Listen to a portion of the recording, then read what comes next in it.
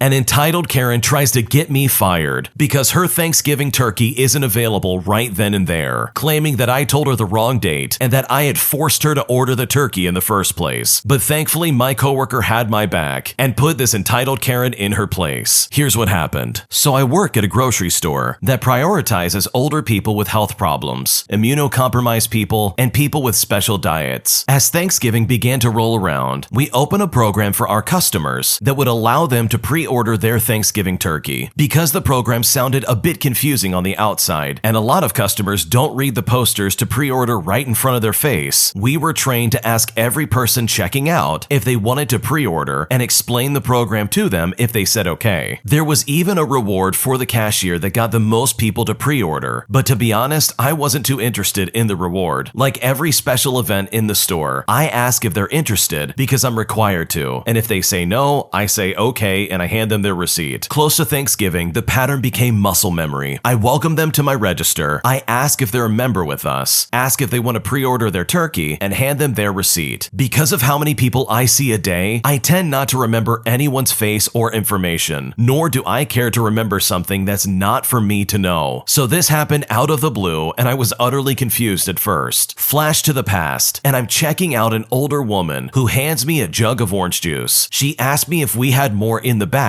because the shelves were empty. I didn't know for a fact if we did because I spent my entire day at the registers, but I knew we didn't get a new shipment until tomorrow, so most likely everything was on the shelves already and only overflow products were in the back at this point. I told her that we could do a personal order for a case, and she filed out the order form. The thing about order forms in my store is that they can easily be misplaced. Because we're understaffed and the registers can't be unattended, I wasn't allowed to walk the form to the receiving room, but I knew at the end of every day, the registers were cleaned and anything that didn't belong there, such as product returns, things that need to go back on the shelves because someone didn't want them after all, garbage or damaged items, stuff like that, they were all taken to their proper locations. So I slipped the order form on top of the register drawer so it wouldn't be missed when they were cleaned. This will be important later. After we finished with the order, I asked if she wanted to order a turkey and she agreed, so I pulled up the pre-order list and had her fill out her information. I repeated back the pattern I had by now, so I said to her, the turkeys will come in the last 2 weeks of November. We won't call you because there are too many people on the list, but just come in when they arrive and bring your receipt with you. It's okay if you lose it though, because your name is now in the order book, so we can look it up and see what turkey size you got. I repeated this so many times, it was literally impossible for me to have said anything different. After finishing up, I moved on. For that order sheet, I was told a journey that it went on from a fellow coworker. After he cleaned the registers that night, he found the order and went to bring it to the manager's office. The office was locked, so he left it on the cabinet directly next to the office, so it would be found. It was found, and the manager decided to let receiving order the product, so he brought it to the back room and left it on the desk. Unfortunately, the receiving manager had taken a day off and didn't see the form at all. By the time anyone was able to order it, the new shipment had already come in with the product anyway. The only difference was we didn't call her to let her know it was in, because technically it wasn't her request, because the special order was never filled out. This whole incident began the nightmare that was a random woman trying to get me fired. The most insane part though was it happened in 15 minutes while I was on break, and my coworker had to fill me in when I returned. It was the 12th of November this year, and a woman walked into the store. She asked about her order and got a confused look. My coworker said no order was filled out, and she quickly flipped out, saying she filled out the form, and if I didn't give it to someone, it was obviously my fault, and she wanted me fired, or at least severely in trouble. She said I had terrible customer service, and so my coworkers asked me who she meant, because up to this point, she never even said my name, let alone what I looked like. Sadly, she didn't even remember me, which I found a little amusing because I was the only person in the store with vibrant blue hair. My coworker sent someone in the back to check on the product, and surprise, we had the item she ordered anyway, which calmed her down a little, but she still wanted to file a complaint against me for not filling out the order apparently. My coworker refused to do this because for one, he was one of the store managers and I was his apprentice, and two, he knew I didn't mess up anything because he was the one that took the form to the cabinet for the main manager. He finally managed to get her to let the incident go when someone else brought up the case of juice only for her to ask about the turkey. My coworker told her that they had hadn't arrived yet, to which she insisted they were, because apparently I told her they would be in today. Utterly confused, he looks at her receipt because nobody knew the exact day they were coming in, but being the 12th, it was too early for any turkey yet. Nobody was saying an exact date at checkout because nobody knew the exact date, not even the manager of the company. The turkey arrivals were dependent on the company that was supplying the turkeys. When she said that I had told her a date, that caused complete bafflement, and then he sees the problem.